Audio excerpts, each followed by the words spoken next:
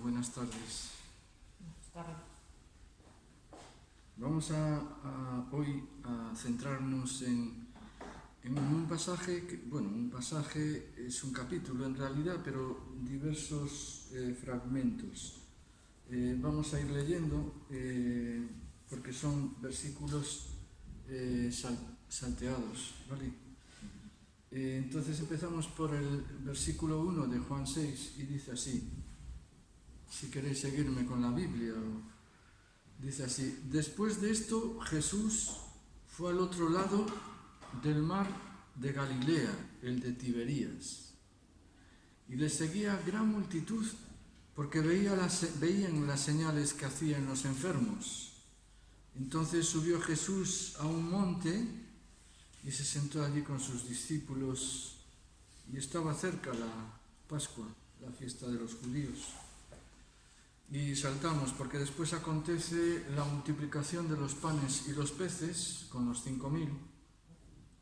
Y pasamos al versículo 15 que dice: pero entendiendo Jesús que iban a venir para apoderarse de él y hacerle rey, volvió a retirarse al monte él solo. Y después cruzan el lago Tiberíades o lago de Genesaret o mar de Galilea, y allí pues sucede otra vez otro milagro, ¿no? Y bueno, aunque parece que la cosa va de milagro en milagro, Jesús hace milagros, como sabéis, no en todo el tiempo, ¿no? Sino que están registrados aquí, muchos de ellos, pero en el tiempo intermedio pues no pasaba nada, Jesús enseñaba, ¿no? Y pasamos al versículo 24 entonces, y dice: cuando vio pues la gente que Jesús no estaba allí ni sus discípulos, es decir, estaban cruzando el lago, ¿no? Jesús y sus discípulos, entraron en las barcas esta gente y fueron a Capernaum buscando a Jesús. Y hallándole al otro lado del mar, le dijeron: Rabí, ¿cuándo llegaste acá? Respondiendo Jesús les dijo: de cierto os digo que me buscáis, no porque habéis visto las señales, sino porque comisteis el pan y os saciasteis. El versículo 27 dice: trabajad no por la comida que perece, sino por la comida que a vida eterna permanece, la cual el Hijo del Hombre os dará, porque a este señaló Dios el Padre. Entonces le dijeron: ¿qué debemos hacer para poner en práctica las obras de Dios? Respondió Jesús y les dijo: esta es la obra de Dios, que creáis en el que Él ha enviado. Hasta ahí. Quisiera titular lo que voy a decir o compartir con vosotros a continuación, lo titularía: necesitamos a Jesús más de lo que nos parece. Y un poco lo que Natalia compartió al principio, creo que va un poco en la línea. Dice en el versículo 2 de este capítulo: le seguía gran multitud porque veían las señales que hacían los enfermos. Y bueno, este hecho se produce antes de que ocurriera el milagro que comentamos antes de la alimentación de los 5.000. Habían visto curaciones de enfermos la gente, y ahora sucede pues este milagro increíble, ¿no? De la alimentación de los 5.000, como de 5 panes y 2 peces, pues Jesús empieza a reproducirlos y cada vez más hasta que sobraron, ¿no? Nos recuerda un poco el milagro de Eliseo con la viuda de Sunem, ¿no?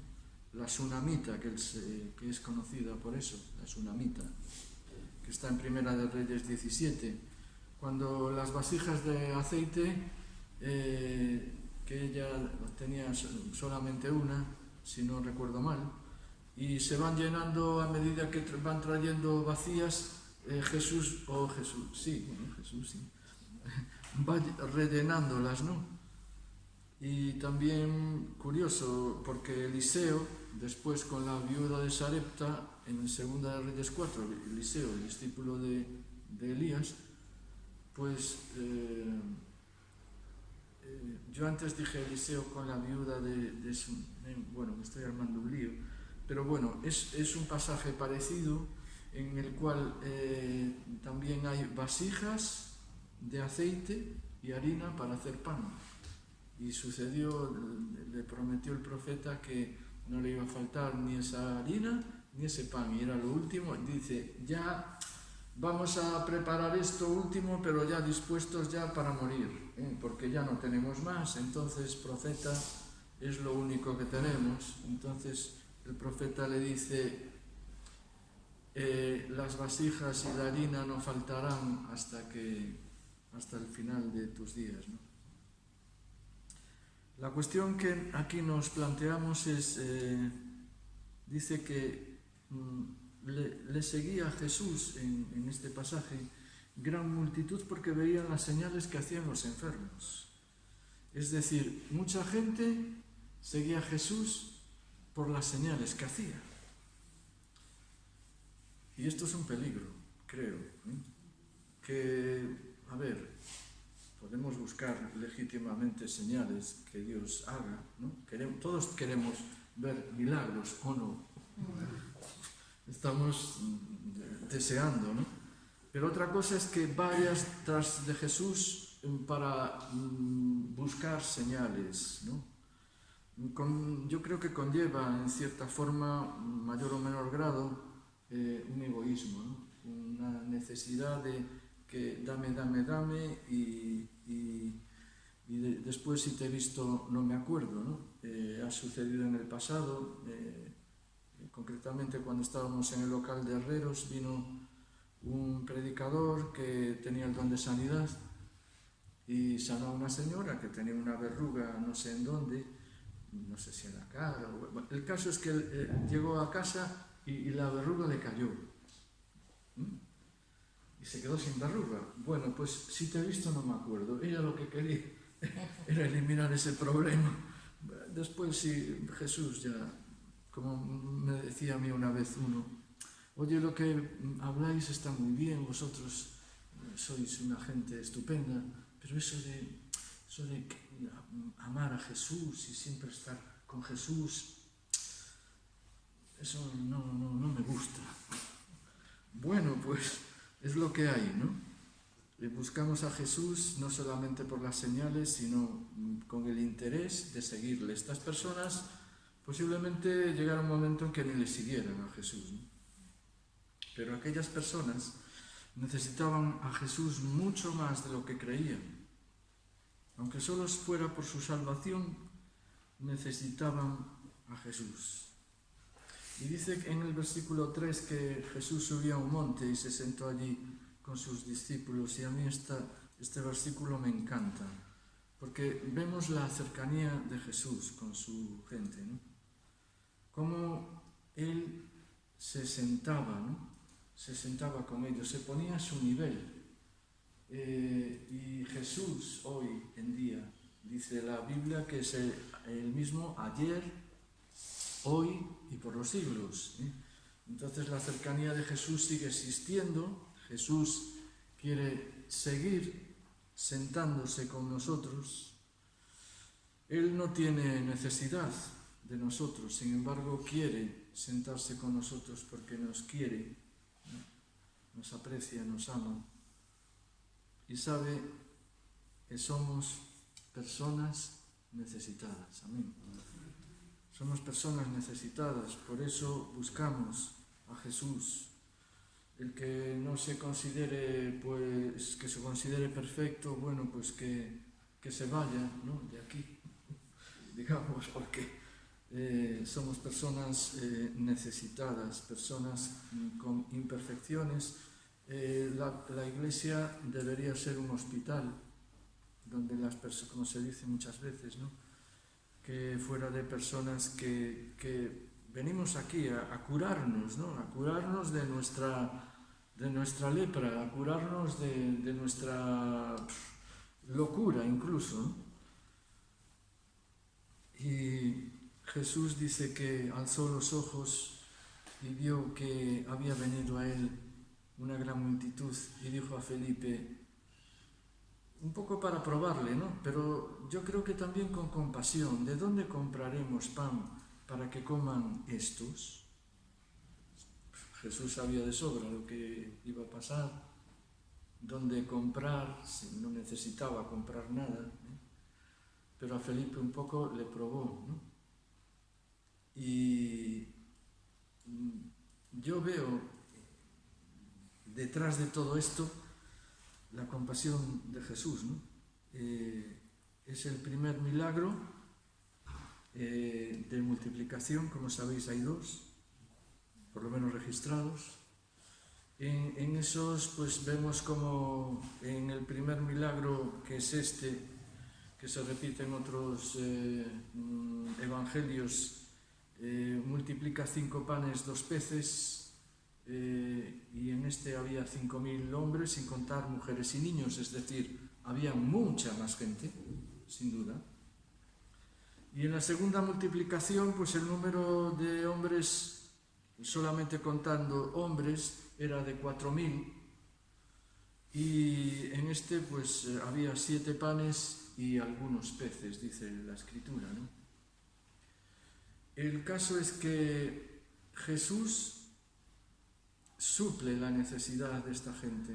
Incluso en otro pasaje dice, me compadezco de estas personas porque llevan 3 días o van a ir 3 días sin comer y no tienen nada que comer, ¿no? Vemos Jesús cómo se preocupa por las personas porque ve su necesidad. Jesús ve nuestra necesidad. Amén, no es indiferente. Puede parecerlo, a veces incluso parece cruel, pero Jesús está mirando nuestra necesidad. En este caso la necesidad era material, de comida, pero estoy seguro de que también Jesús estaba preocupado por las almas, por la necesidad espiritual que tenían aquellas personas. Y pasamos al versículo 12, en el cual dice, cuando se hubieron saciado, dijo a sus discípulos, recoged los pedazos que sobraron para que no se pierda nada. Vemos una vez más cómo Jesús no quiere que se pierda nada, no quiere desperdicio ninguno. Yo creo que en esta iglesia y en las otras, Jesús no quiere que se pierda nadie, no quiere que haya ninguna pérdida, ¿no? Necesitamos a Jesús porque a su lado no nos perderemos, amén. Encontramos el camino, encontramos el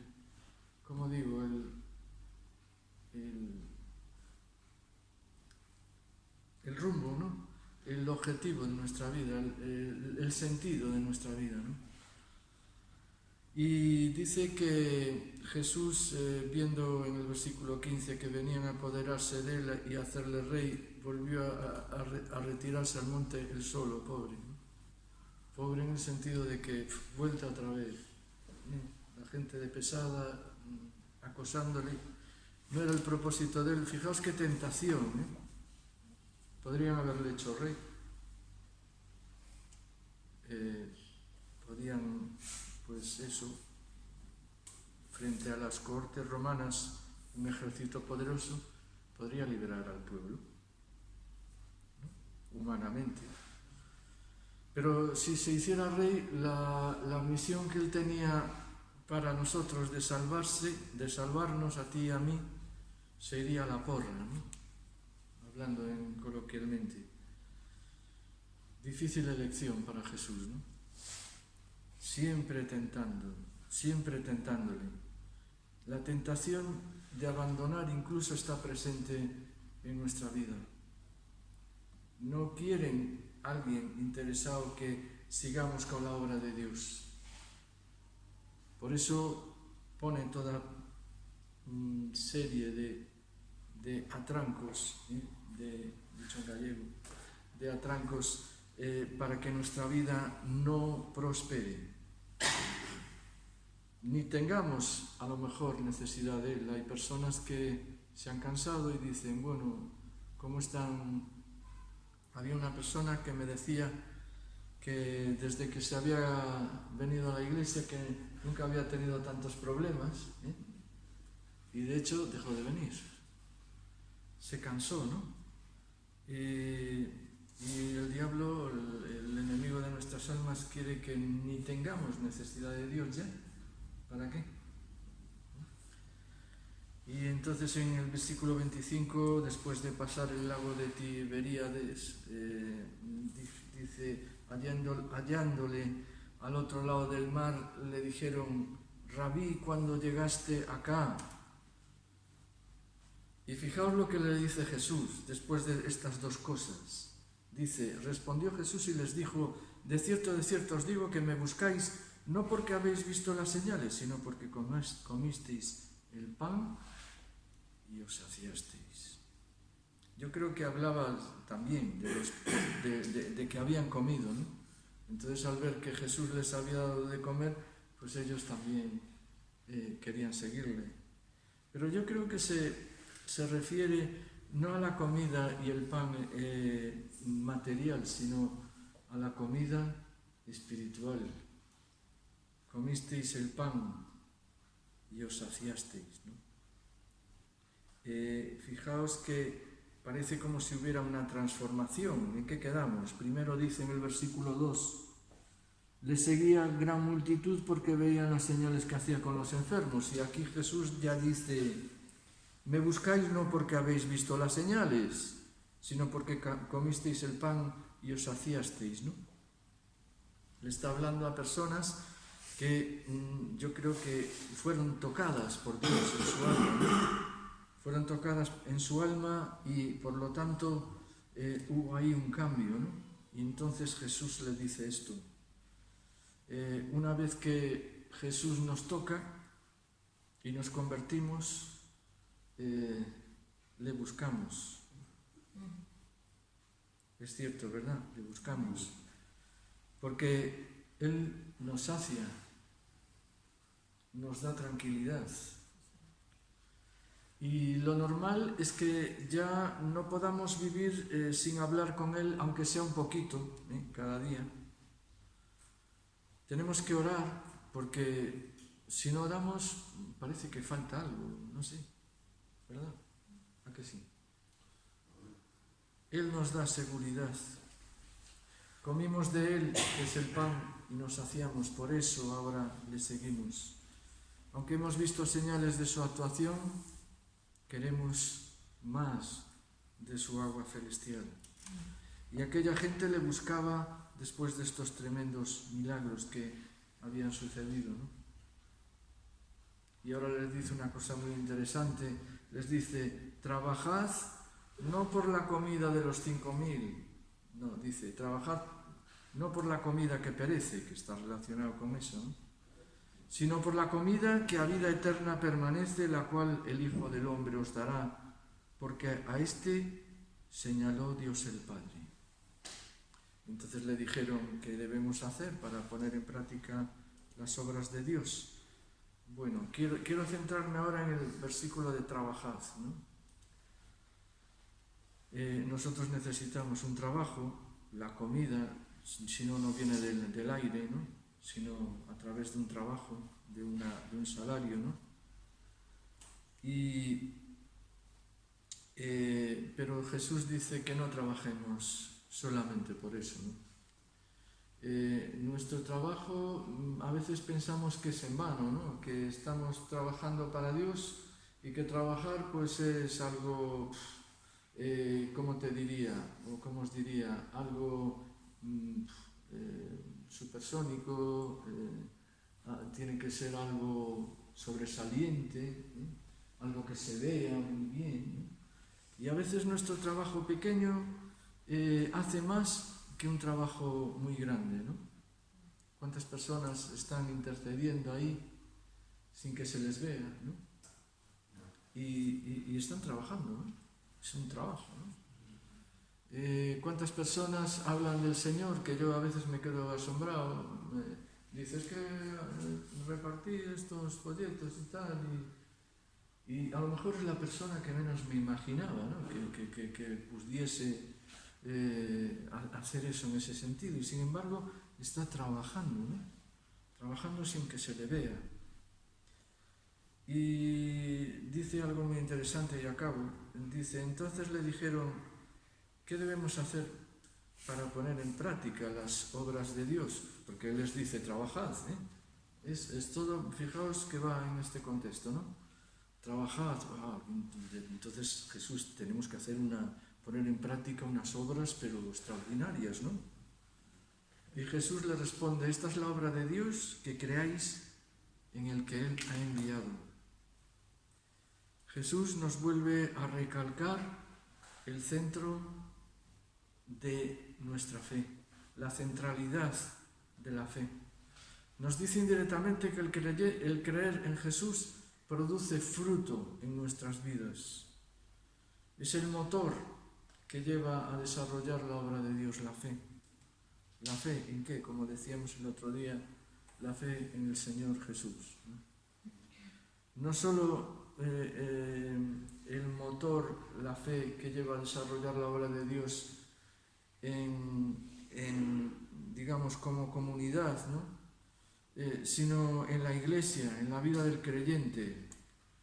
La obra de Dios se desarrolla en ti y en mí por la fe. A veces parece que no estamos haciendo nada. Bueno, pues Dios cada gotita que hacemos la tiene en cuenta y para Él estamos trabajando. Bien es cierto que tenemos que trabajar más, ¿no? Bien es cierto que tenemos que tener más fe. Bien es cierto que por eso necesitamos a Dios más de lo que creemos, ¿no? Necesitamos la fe para hacer la obra de Dios en nuestra vida, para que Jesús siga manifestándose con una transformación en nuestra vida, que las personas vayan cambiando para que se transformen más en personas a la imagen de Jesús. La gente, un día, cuento esto con modestia, pero un día la directora de mi cole ya no está, es decir, ya no es directora, ni siquiera está trabajando, se jubiló. Y me dice un día, me quedé con la boca abierta, la verdad. Llovía, era el invierno aquel de que llovía, y no paraba de llover. Y me dice, se cruza conmigo en el pasillo del cole y me dice, a ver si a ti te oye Dios, que yo sé que tú estás cerca de Él, a ver si te oye. Y yo, no sé, me debí poner colorado, yo pensando, pero si parece que no digo nada, y sin embargo, ya ves, ¿no? O sea que estamos haciendo, solo con nuestra presencia a veces hacemos más de lo que nosotros podemos pensar, ¿no? Pero aún así necesitamos a Jesús más de lo que nos parece, ¿eh? No podemos ser como la iglesia de la Odisea, que le dice Dios, Jesús, dice, porque tú dices, yo soy rico y me he enriquecido y de ninguna cosa tengo necesidad, y no sabes que eres un desventurado, miserable, pobre, ciego y desnudo.